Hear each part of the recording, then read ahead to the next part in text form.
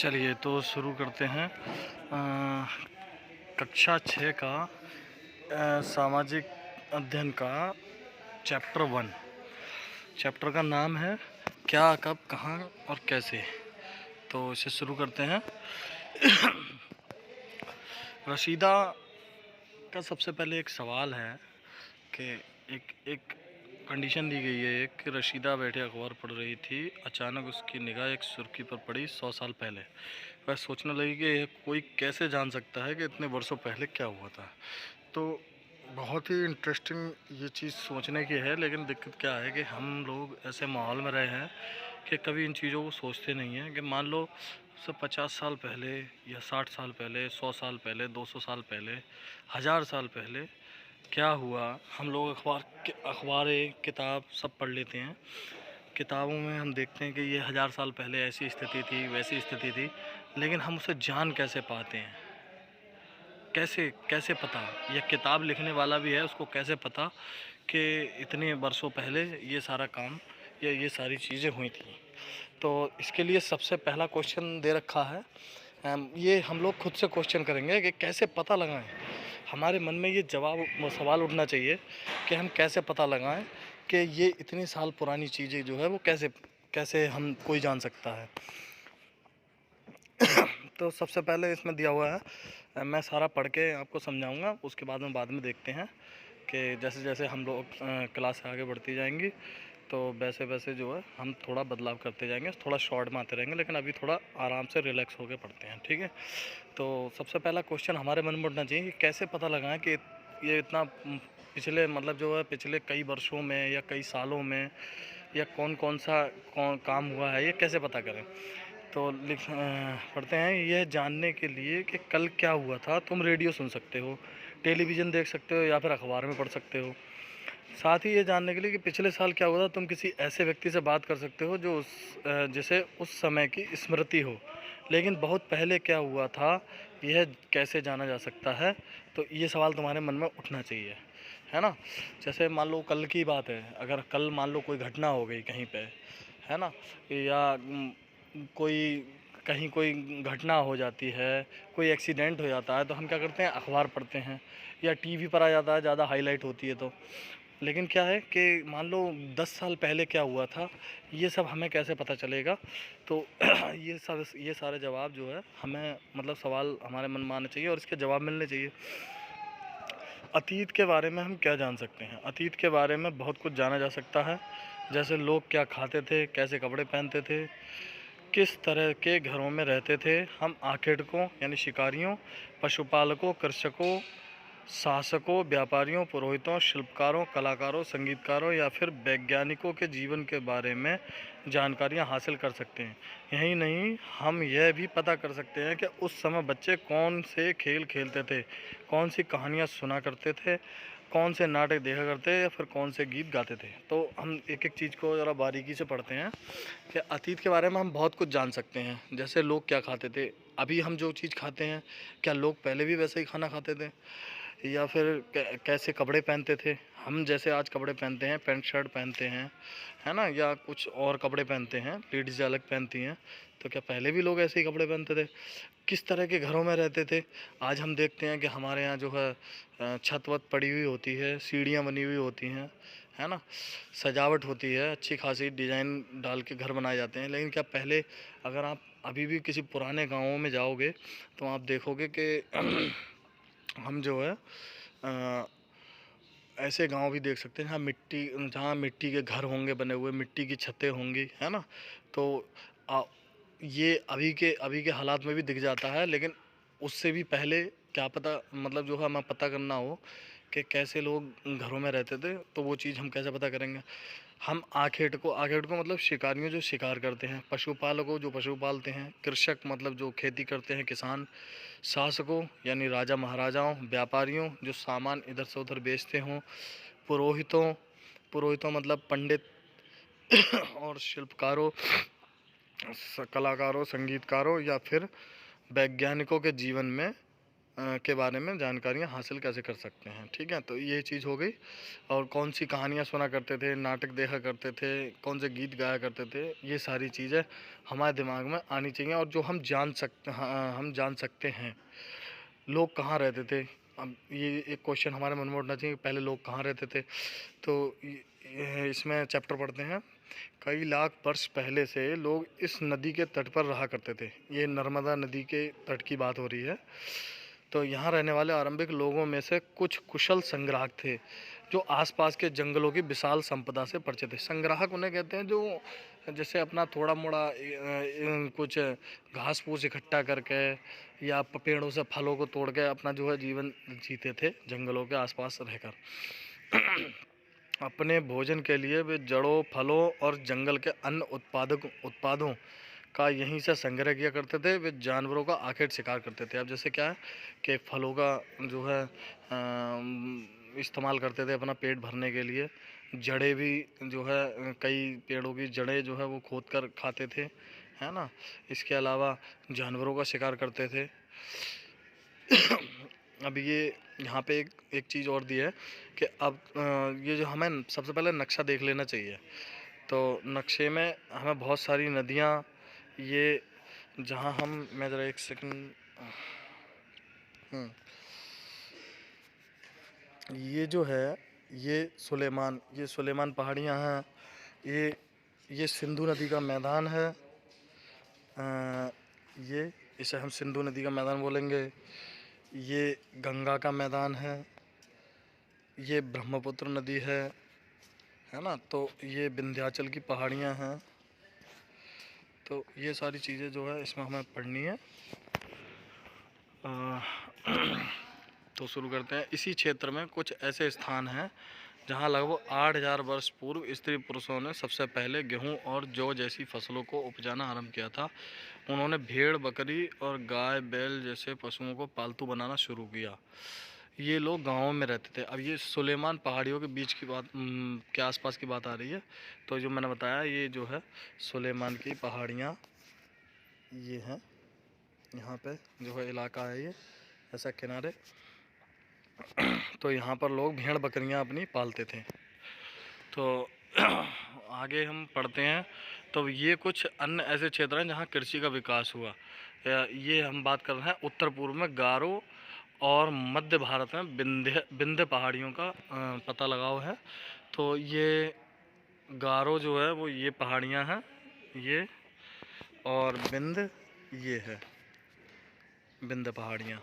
ये गारो पहाड़ियाँ, यहाँ पे ही गारो, खासी, जयंतिया पहाड़ियाँ भी रहती हैं। और जो वहाँ रहने वाले लोग हैं उनको गारो, खासी, जयंतिया मतलब जो है हम वो बोलते हैं जनजाति है। जहाँ सबसे पहले चावल उपजाया गया वे विंध्य के उत्तर में स्थित है।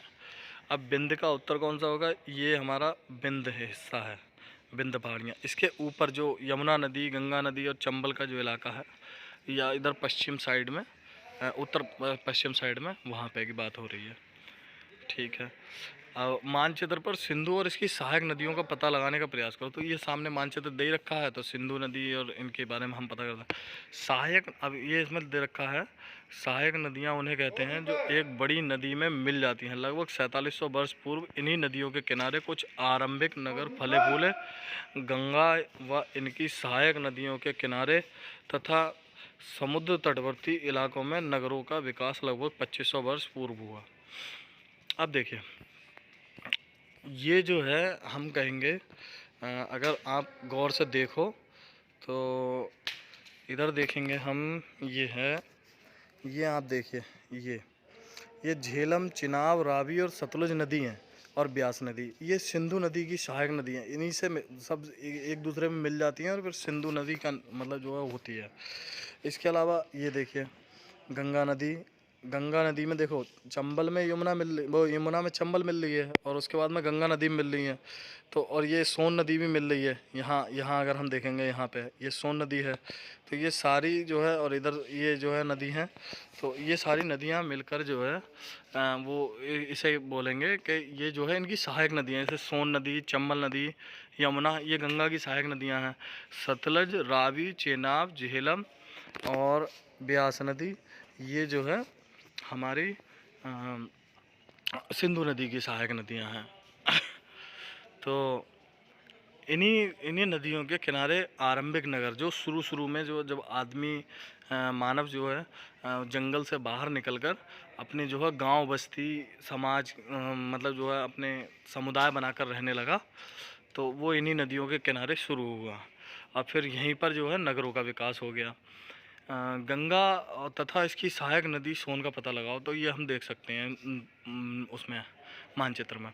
गंगा के दक्षिण में इन नदियों के आसपास का क्षेत्र प्राचीन काल में मगध वर्तमान बिहार में नाम से जाना जाता। अब आप चंद्रगुप्त मौर्य का आपने नाम सुना ही होगा, तो वो जो है मगध जो है वो इस समय ये बिहार का इलाका जो हमारा पड़ता है, इसे बोलेंगे ये जो है हम ये यहाँ पे देख सकते हैं, ये जो है ये बिहार का इलाका पड़ता है। ये जो है इधर, तो गंगा जहाँ से ये गंगा होके निकली बंगाल में को, ठीक है। तो हम क्या करते हैं कि इसके शासक बहुत शक्तिशाली थे और उन्होंने एक विशाल राज्य स्थापित किया। देश के अन्य हिस्सों में भी ऐसे राज्यों की स्थापना की गई थी। अब देखिए मैं आपको बताऊं, जैसे धीमे धीमे हम आगे तो पढ़ेंगे ही, लेकिन ये है कि ये जो इलाका है ये बहुत उपजाऊ था। हम देखेंगे कि ये जो सिंधु नदी का इलाका है, ये हम देखेंगे ये सिंधु नदी का इलाका है और ये गंगा नदी का, तो ये मैदानी भाग है। यहाँ पर जो है पानी की प्रचुरता थी और क्या कहेंगे, नदी से जो जो आप अगर गांव के होंगे तो आप जानते होंगे, एक जो है बांगर होती है, एक खादर होती है, दो तरीके की ज़मीन होती है। तो यहाँ पर जो है नदी के पानी के साथ में जो है बहुत सारा मतलब जो पहाड़ से हम अगर देखें तो उसमें बालू उसके साथ में आता है और उस बालू में फास्फोरस की मात्रा जो है प्रचुरता में होती है। उससे क्या होता है, फसल ज़्यादा अच्छे तरीके से और आसानी से उग जाती है और मतलब जो है उसके लिए ज़्यादा कुछ खाद की उस समय था भी नहीं। आज भी हम देखेंगे तो उन ज़मीनों में ज़्यादा खाद की ज़रूरत नहीं होती, वो नई ज़मीन होती है एकदम, है ना, क्योंकि वहाँ पर हर साल 2 साल पे जो है मिट्टी की नई जो है परत पड़ जाती है। तो इस चक्कर में वो जगह बहुत उपजाऊ होती है और वही जो है मगध का इलाका था, तो वहाँ पैदावार अच्छी होती थी। तो जब वहाँ पैदावार अच्छी हुई तो बचत हुई तो वहाँ रजवाड़ों का मतलब राजा का जो है आमदनी बढ़ी और वहाँ फिर जैसे जैसे जैसे आमदनी बढ़ती रही वैसे वैसे राजा जो है वो ताकतवर होता रहा और वहाँ जो है राजा को ही शासक बोलते थे। शासक बहुत शक्तिशाली थे और उन्होंने जो है जैसे जैसे वो शक्तिशाली होते गए उनका राज्य जो है बड़ा होता गया। और फिर धीमे धीमे ऐसे ही जगह जगह पर और राज्यों की स्थापना होती है। लोगों ने सदैव उपमहाद्वीप के एक हिस्से से दूसरे हिस्से तक यात्रा की। कभी कभी हिमालय जैसे ऊंचे पर्वत, पहाड़ियों, रेगिस्तान, नदियों तथा समुद्र के कारण यात्रा जोखिम भरी होती थी। फिर भी ये यात्रा उनके लिए असंभव नहीं थी। अतः कभी लोग काम की तलाश में तो कभी प्राकृतिक आपदाओं के कारण एक स्थान से दूसरे स्थान पर जाया करते थे। कभी कभी सेनाएं दूसरे क्षेत्रों पर विजय हासिल करने के लिए जाती थीं। इसके अतिरिक्त व्यापारी कभी काफिले में तो कभी जहाज़ों में अपने साथ मूल्यवान वस्तुएं लेकर एक स्थान से दूसरे स्थान आ जाते रहते थे। धर्मगुरु लोगों को शिक्षा और सलाह देते हुए एक गांव से दूसरे गांव तथा एक कस्बे से दूसरे कस्बे जाया करते थे। कुछ लोग नए और रोचक स्थानों को खोजने की चाह में उत्सुकतावश यात्रा किया करते थे। इन सभी यात्राओं से लोगों को एक दूसरे के विचारों को जानने का अवसर मिला। अब देखिए हम क्या होता है, जैसे मैं आपको एक छोटी सी चैनल सी बात बताता हूँ। जैसे मान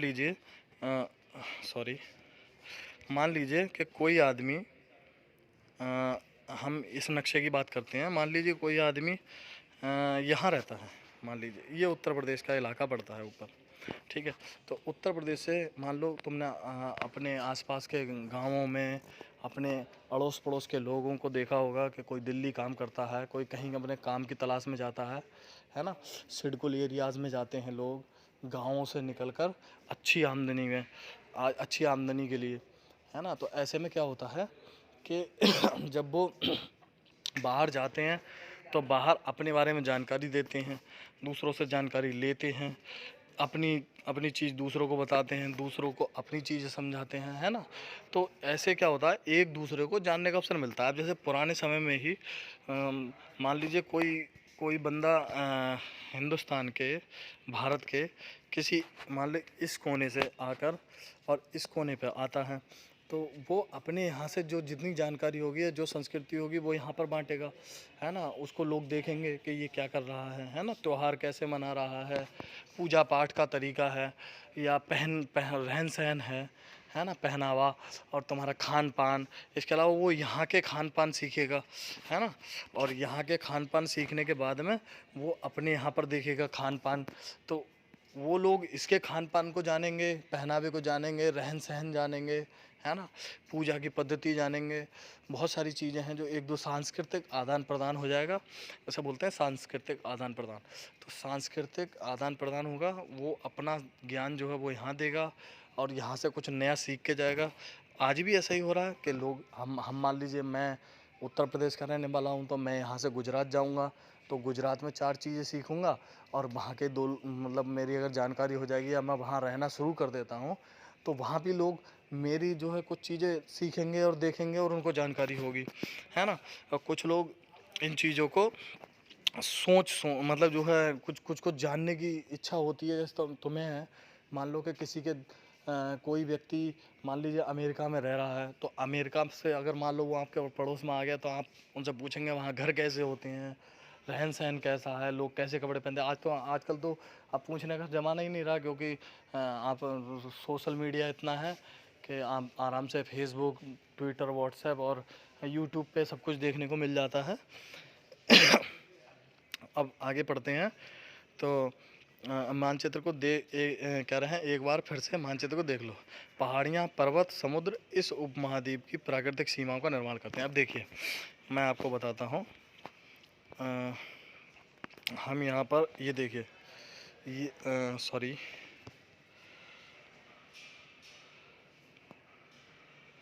ये जो है सॉरी,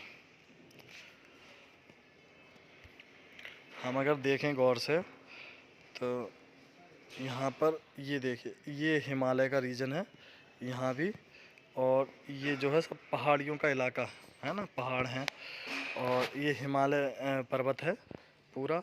और अगर हम देखेंगे ये विंध्याचल पहाड़ियाँ हैं, ये सुलेमान है, ठीक है। और सॉरी ये और अगर हम दक्षिण में जाएंगे तो यहाँ पर हमें जो है ये पश्चिमी घाट मिल जाएगा, सतपुड़ा पर्वत है, विंध्याचल पहाड़ियाँ हैं, तो ये सारी चीज़ें हैं। तो यहाँ पर दिया है, पहाड़ियाँ, पर्वत और समुद्र इस उपमहाद्वीप के प्राकृतिक सीमाओं का निर्माण करते हैं। हालांकि लोगों के लिए इन सीमाओं को पार करना आसान नहीं है। जिन्होंने ऐसा चाहा वे ऐसा कर सकते हैं। वे पर्वतों की ऊंचाई को भी छू सकते हैं और गहरे समुद्रों को पार कर सकें। उपमहाद्वीप के बाहर से भी कुछ लोग यहाँ आए और यहीं बस गए। लोगों के इस आवागमन ने हमारी सांस्कृतिक परंपराओं को समृद्ध किया। कई सौ वर्षों से लोग पत्थर को तराशने, संगीत रचने और यहाँ तक कि भोजन बनाने के तरीकों के बारे में एक दूसरे के विचार को अपनाते रहे हैं। तो ये मैंने जो बताया कि मैं मान लो कहीं जाता हूँ, तो वहाँ की अगर कोई एक पद्धति जो मुझे समझ में आती है, जैसे मान लीजिए खाना है ना। अब कोई व्यक्ति जो है साउथ इंडिया में गया, उसने देखा भाई मुझे यहाँ पे डोसा बहुत अच्छा लग रहा है। आप देख रहे होंगे आजकल बारातों में डोसा जो है वो इडली डोसा जो है मिल जाता है ना। लोग शौक में बनवाते हैं, या अब तो मार्केट में भी मिलने लगा है। तो अब क्या है कि मान लीजिए लोग वहाँ सीख के आए, उनको वो समझ में आया, तो वो यहाँ अप्लाई कर रहे हैं, उनको पसंद आता है। ऐसे ही हमारे यहाँ अगर उधर से कोई आता है, तो वो यहाँ से कोई चीज़ खाने पीने की या पहनावा वो जो है यहाँ से लेके जाएगा, है ना।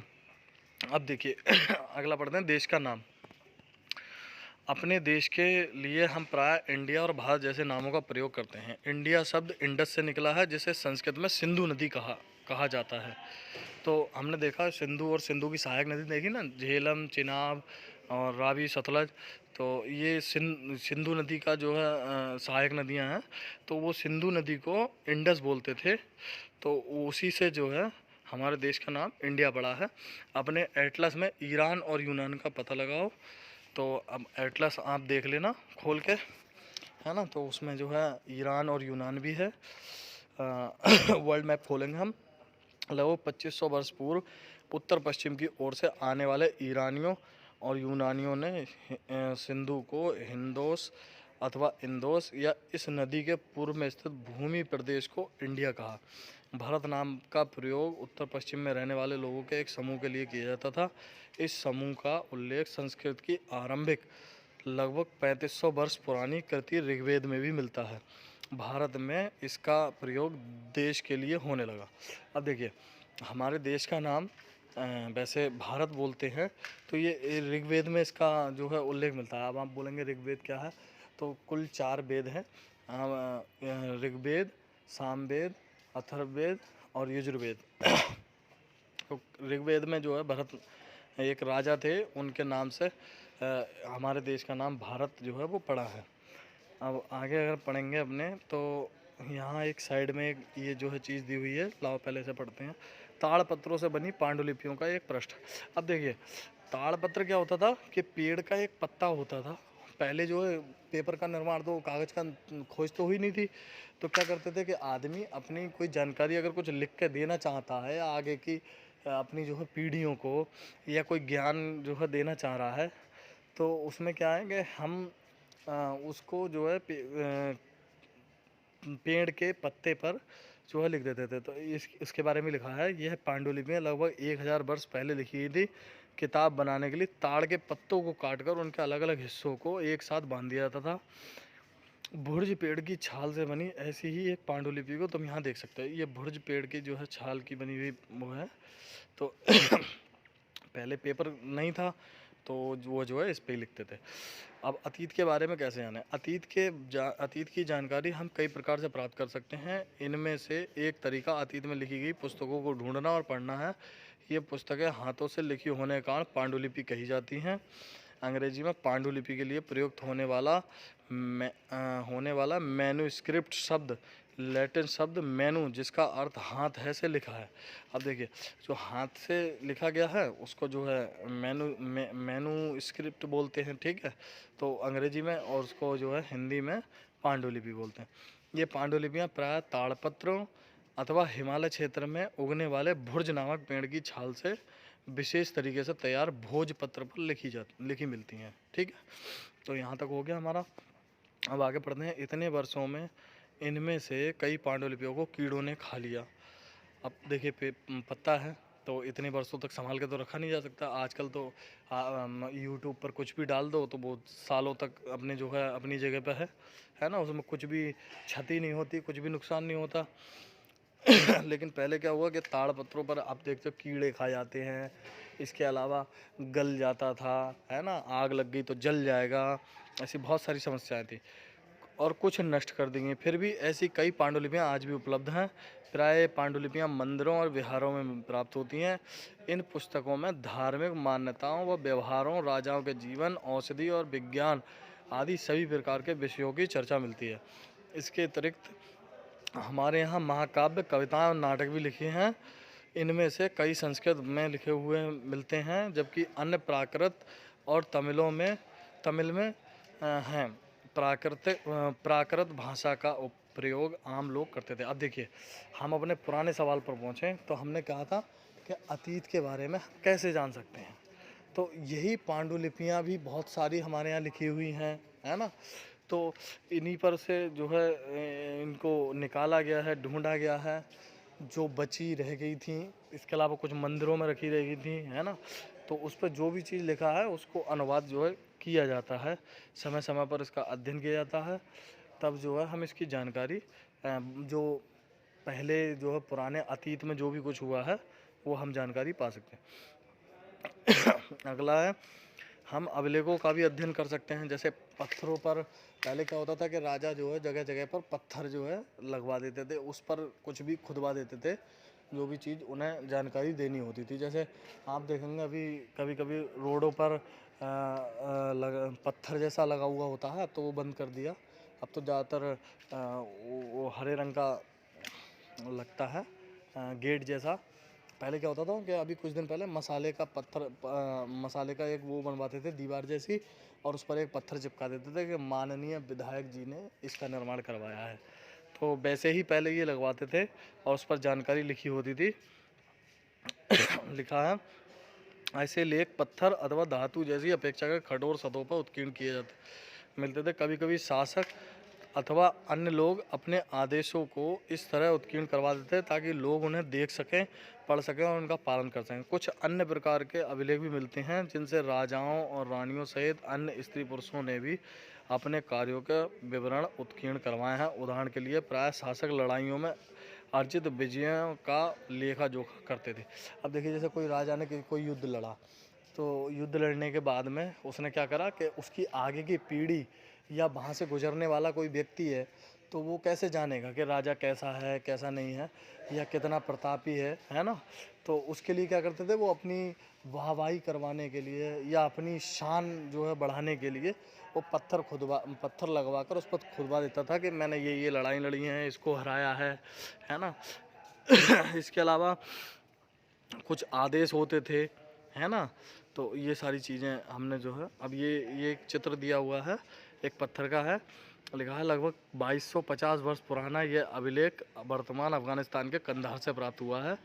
ये अभिलेख अशोक नामक शासक के आदेश पर उत्कीर्ण करवाया गया था। इस शासक के विषय में तुम अध्याय 8 में पढ़ोगे, तो हम इसके बारे में बाद में पढ़ेंगे, है ना, जब कक्षा 8 का चैप्टर कर रहे होंगे। तब हम किसी लिपि का प्रयोग करते हैं। जब हम कुछ लिखते हैं तब हम किसी लिपि का प्रयोग करते हैं। जैसे आज ये हिंदी में लिखा हुआ है, ठीक है, तो ये लिपि जो है वो देवनागरी लिपि है, अगर हम बोलेंगे इसे तो, है ना। वैसे हम कहते हैं हम हिंदी पढ़ रहे हैं, लेकिन ये लिपि जो है वो कहलाएगी देवनागरी लिपि। तो लिपियाँ अक्षरों अथवा संकेतों से बनी होती हैं। जब हम कुछ बोलते हैं अथवा पढ़ते हैं तब हम एक भाषा का प्रयोग करते हैं, ठीक है। तो बहुत सारी जो है लिपि रही है। हर भाषा की अपनी एक अलग लिपि होती है। कुछ भाषाएं ऐसी हैं, जैसे भोजपुरी है, तो भोजपुरी का जो है लिपि अलग नहीं है, लिखा हिंदी में ही जाता है लेकिन बोली भोजपुरी आती है, उसकी लिपि नहीं। इसके अतिरिक्त अन्य कई वस्तुएं अतीत में बनी और प्रयोग में लाई जाती थीं। ऐसी वस्तुओं का अध्ययन करने वाला व्यक्ति पुरातत्वविद कहलाता है। पुरातत्वविद पत्थर और ईंटों से बनी इमारतों के अवशेषों, चित्रों और मूर्तियों का अध्ययन करते हैं। वे औजारों, हथियारों, बर्तनों, आभूषणों तथा सिक्कों की प्राप्ति के लिए छानबीन और खुदाई भी करते हैं। इनमें से कुछ वस्तुएं पत्थर, पकी मिट्टी और कुछ धातु की बनी हो सकती हैं। ऐसे तत्व कठोर और जल्दी नष्ट ना होने वाले होते हैं। अब देखिए, जो व्यक्ति, अब हर व्यक्ति तो अनुमान लगा नहीं सकता ये कितनी साल पुराना है। मान लीजिए कोई घड़ा मिल गया ज़मीन के नीचे, है ना, वो 100 साल पुराना है, 200 साल पुराना है, कैसे लोग थे, क्या था। तो ये सारी चीज़ें जानने के लिए जो है, जो स्पेशल व्यक्ति होते हैं जिन्होंने इस चीज़ की जानकारी होती है, उनको बोलते हैं पुरातत्वविद। तो वो इनके बारे में जो है खोज निकालते हैं, इनकी जानकारी लेते हैं। जैसे पुराना कोई मकान मिल गया, बहुत ज़्यादा पुराना, किसी मिट्टी में दबा हुआ, टीले में, तो उसको जो है वो देखेगा, है ना, उसके बारे में जानकारी निकालेगा, उसके आसपास खुदाई करवाएगा, देखेगा उसमें क्या क्या निकल रहा है। हो सकता है कोई कब्रिस्तान मिल जाए, तो वहाँ पर लोग क्या थे, कैसे लोगों को दफनाते थे, कैसे कपड़े पहनते थे, ये बहुत सारी चीज़ें जो है वो जो है देखता है, और फिर वही चीज़ हम इतिहास के माध्यम से पढ़ते हैं। तो हम यहाँ थे, पुरातत्वविदों जानवरों, चिड़िया और मछलियों की हड्डियाँ भी ढूंढते हैं। इससे उन्हें यह जानने में मदद मिलती है कि अतीत में लोग क्या खाते थे। वनस्पतियों के अवशेष बहुत मुश्किल से बच पाते हैं। यदि अन्न के दाने अथवा लकड़ी के टुकड़े जल जाते हैं तो वे जले हुए रूप में बचे रहते हैं, ठीक है। अब आगे बढ़ते हैं। पांडुलिपियाँ, अभिलेखों और पुरातत्व से ज्ञात जानकारियों के लिए इतिहासकार प्रायः स्रोत शब्द का प्रयोग करते हैं। इतिहासकार उन्हें कहते हैं जो अतीत का अध्ययन करते हैं, ठीक है। अब देखो, दो चीज़ों के क्लियर हो गया हमारा, ठीक है। इतिहासकार कौन है? वो जो अतीत का अध्ययन करते हैं, जो पुराने वक्त का अध्ययन करते हैं। इसके अलावा स्रोत किसे कहेंगे? जैसे हमें मान लो, मैंने अभी बताया कि जैसे मान लो किसी टीले के नीचे से काफ़ी पुराना जो है मिट्टी का बना हुआ या छोटी ईंटों का बना हुआ हमें कोई इमारत मिल गई जो टूटने वाली थी, मतलब टूटते टूटते थोड़ी बहुत बच गई और वो मिट्टी के नीचे दबी रह गई। तो उसको क्या बोलेंगे, उसको इतिहास का स्रोत बोलेंगे, है ना। तो स्रोत के प्राप्त होते ही अतीत के बारे में पढ़ना बहुत रोचक हो जाता है, क्योंकि इन स्रोतों की सहायता से हम धीरे धीरे अतीत का पुनर्निर्माण करते जाते हैं। अतः इतिहासकार और पुरातत्वविद उन जासूसों की तरह होते हैं जो इन सभी स्रोतों का प्रयोग सुराग के रूप में कर अतीत को जानने का प्रयास करते हैं। ठीक है, अब देखिए, जैसे मैं आपको बताऊं, जैसे ताजमहल है, अगर हम ताजमहल की बात करें तो ताजमहल सैकड़ों साल पुराना है ना। तो सैकड़ों साल पुराना जब हमारा ताजमहल है, तो हम क्या कर सकते हैं कि उसके बारे में पहली चीज़ तो लिखा हुआ ही बहुत है ना।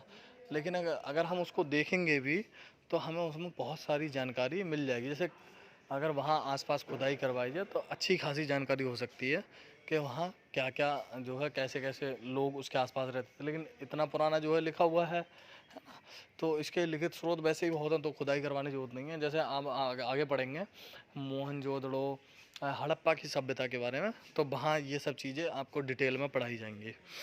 अभी हल्का हल्का जो है हम इसके बारे में जान लेते हैं। अब है अगला सवाल है, अतीत एक या अनेक। अब ये सवाल हमें खुद से करना है। अतीत मतलब जो पुराना, जो प्राचीन चीज़। क्या तुमने इस पुस्तक के शीर्षक हमारे अतीत पर ध्यान दिया है? यहाँ अतीत शब्द का प्रयोग बहुवचन के रूप में किया गया है।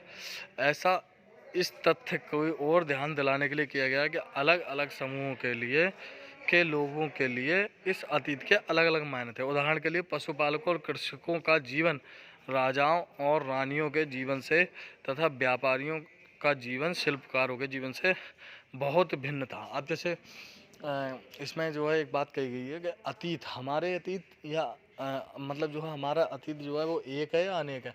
अब आप खुद सोचिए, एक कोई राजा है तो राजा का जीवन अलग होगा। वहीं अगर हम बात करें किसी एक आम किसान की या किसी मजदूर की, है ना, तो उसका उसका जो है जीवन बहुत ही ज़्यादा अलग होगा। क्या खाता था, क्या क्या पहनता था, इसके बारे में जानकारी थोड़ी ज़्यादा मुश्किल हो जाती है। वहीं राजा है तो राजा मान लो कि राजा ने कोई अभिलेख खुदवा दिया है, कोई पांडुलिपि लिपि लिखवा दी है ना, या फिर उसका कोई महल है पुराना, तो उसके बारे में जानना थोड़ा आसान है ना। तो जैसा कि हम आज भी देखते हैं, उस समय भी देश के अलग अलग हिस्सों से में लोग अलग अलग व्यवहारों और रीति रिवाजों का पालन करते थे। उदाहरण के लिए आज अंडमान द्वीप के अधिकांश लोग अपना भोजन मछलियां पकड़कर, शिकार करके और फल फूल के संग्रहण द्वारा प्राप्त करते हैं। आप देखिए, इसमें दिया है कि जैसे अंडमान एक जो द्वीप है, अंडमान निकोबार द्वीप, वहाँ क्या है कि लोग अपना भोजन जो है मछली पकड़ के करते थे, शिकार करते थे, है ना, और फल फूल के संग्रह द्वारा प्राप्त करते थे। जैसे फल फूल मान लो किसी पेड़ से मिल गया तो वो खा लिया, खाने लायक है तो। लेकिन हमारे यहाँ क्या करते हैं, हम अभी क्या करते हैं कि हम खेती करते हैं, बाकायदा खेती करके अनाज उगाते हैं, सब्जी उगाते हैं, फिर उसको खाते हैं। वहाँ पर अभी भी ऐसा चल रहा है। इसके विपरीत शहरों में रहने वाले लोग खाद्य आपूर्ति के लिए भी अन्य व्यक्तियों पर निर्भर हैं। इस तरह के भेद अतीत में भी विद्यमान थे। इसके अतिरिक्त एक अन्य तरह का भेद है, उस समय शासक अपनी विजयों का लेखा जोखा रखते थे। यही कारण है कि हम उन शासकों और उनके द्वारा लड़ी जाने वाली लड़ाइयों के बारे में काफ़ी कुछ जानते हैं। अब देखिए, मैंने आपको बताया, जैसे राजा है, राजा ने मान लो कोई लड़ाई लड़ी तो अभिलेख उसने खुदवा दिया, तो उस पर जो है उसकी बहुत सारी जानकारियाँ हैं। वहीं एक आम किसान है, उसकी कोई जानकारी उसके बारे में नहीं मिल सकती या काफ़ी मुश्किल से मिल सकती है ना। जबकि शिकारी, मछुआरे, संग्राहक, कृषक और पशुपालक जैसे आम आदमी प्राय अपने कार्यों का लेखा जोखा नहीं रखते थे। पुरातत्व की सहायता से अनेक हमें उनके जीवन की को जानने में मदद मिलती है। हालांकि अभी भी इनके बारे में बहुत कुछ जानना शेष है। तिथियों का मतलब, अब ये एक चीज़ पूछना चाहिए, है ना, कि तिथि तिथि तिथि मतलब तारीख, तारीख का क्या है सिस्टम, है ना। तो अगर कोई तुमसे तारीख के विषय में पूछे तो तुम शायद उस दिन की तारीख, माह, वर्ष, जैसे कि 2000 या इसी प्रकार का कोई और वर्ष बताओगे। वर्ष की यह गणना ईसाई धर्म प्रवर्तक ईसा मसीह के जन्म की तिथि से की जाती है। अब जैसे हम बता दें ना कि सन 2000 चल रहा है, या सन 2022 चल रहा है, या सन 2024 चल रहा है, या सन 2020 चल रहा है, तो हम कैसे बताते हैं ये 2000 शुरू कहाँ से हुआ, यानी 2000 है, अगर ये 2022 है तो एक भी तो रहा होगा। तो सन 1 कौन सी थी, है ना? तो वो जो है ईसा मसीह के जन्म से मानी जाती है। ईसा मसीह के जन्म के पूर्व की सभी तिथियाँ ईसा पूर्व यानी ईसा से पहले के रूप में जानी जाती हैं। इस पुस्तक में हम 2000 को अपना आरंभिक बिंदु मानते हुए वर्तमान से पूर्व की तिथियों का उल्लेख करेंगे। ठीक है, तो ये चीज़ दे दी। अब मेरे ख्याल से इसमें और कुछ खास रहा नहीं है। ये एक चीज़ रह गई है अन्यत्र, जैसे कि हमने पढ़ा अभिलेख कठोर सतहों पर उत्कीर्ण करवाए जाते हैं। इनमें से कई अभिलेख कई सौ वर्ष पूर्व लिखे गए हैं। सभी अभिलेखों में लिपियों और भाषाओं का प्रयोग हुआ है। समय के साथ साथ अभिलेखों में प्रयुक्त भाषाओं और लिपियों में बहुत बदलाव आ चुका है। अब जैसे हम क्या कह रहे हैं कि अभिलेख हैं, तो अभिलेख में क्या पता उस समय मतलब जो है उस समय अलग भाषा रही थी। अब धीमे धीमे भाषाओं का बदलाव होता जाता है। जैसे अभी हमारे यहाँ जो है पहले सादा मतलब जो है सिंपल भाषा मतलब जो बोली जाती थी हिंदी। फिर उसके बाद में अब जो है खड़ी बोली बोलने लगे हैं ना। पहले खिचड़ी बोलते थे, अब खड़ी बोली ज़्यादा बोलते हैं। अब भी वो भी खिचड़ी बोले जाता है, लेकिन भाषा में धीमे धीमे बदलाव होता जा रहा है। तो पहले की भी सभी भाषाओं में बदलाव मतलब जो है पहले जो भाषाएं थी उनसे बदलाव होता आया है। विद्वान ऐसे कैसे जान पाते हैं कि क्या लिखा है? इसका पता अज्ञात लिपि का अर्थ निकालने की एक प्रक्रिया द्वारा किया जाता है। इस प्रकार से अज्ञात लिपि को जानने की एक प्रसिद्ध कहानी उत्तर अफ्रीकी देश मिस्र में मिलती है, जहाँ लगभग 5000 पूर्व यहाँ राजा रानी रहते थे। अब देखिए ये जो है वहाँ पर जो है चिन्ह के द्वारा जो है भाषा लिखी जाती थी। ठीक है, तो इसमें दिया हुआ है देखो, इसका ये वर्ग का मतलब होता था पी, है ना। अर्धचंद का मतलब होता था टी। ऐसे करके ये सारी जो है भाषाएं उनके अक्षर लिखे हुए हैं। ठीक, तो मिस्र के उत्तरी तट पर रोसेटा नामक एक कस्बा था। यहाँ से एक ऐसा उत्कीर्णित पत्थर मिला है जिस पर एक ही लेख 3 भिन्न भिन्न भाषाओं और लिपियों यानी यूनानी और मिस्र लिपि के 2 प्रकारों में है। कुछ विद्वान यूनानी भाषा पढ़ सकते थे। उन्होंने बताया कि यहाँ राजाओं और रानियों के नाम एक छोटे से फ्रेम दिखाए गए हैं, छोटे से फ्रेम में दिखाए गए हैं। इसे कारतूस कहा जाता है। इसके बाद विद्वानों ने यूनानी और मिस्री संकेतों को अगल बगल रखते हुए मिस्री अक्षरों की समानार्थक ध्वनियों की पहचान की। ठीक है, अब क्या हुआ कि दोनों की तुलना करके और जो है इतिहासकारों और पुरातत्वविदों ने और इसके अलावा जो भाषा के बारे में समझते थे यूनान की, उन्होंने आपस में बैठ के इनका जो है अर्थ निकाल लिया। ठीक, तो नीचे के ये कुछ जो है प्रश्न हैं। हमें सुमेल मतलब जो है निम्नलिखित का सुमेल करो। तो एक बार चैप्टर को रिवाइज करके इनका उत्तर निकालने की कोशिश करना। ठीक है, आज के लिए बस इतना ही। धन्यवाद।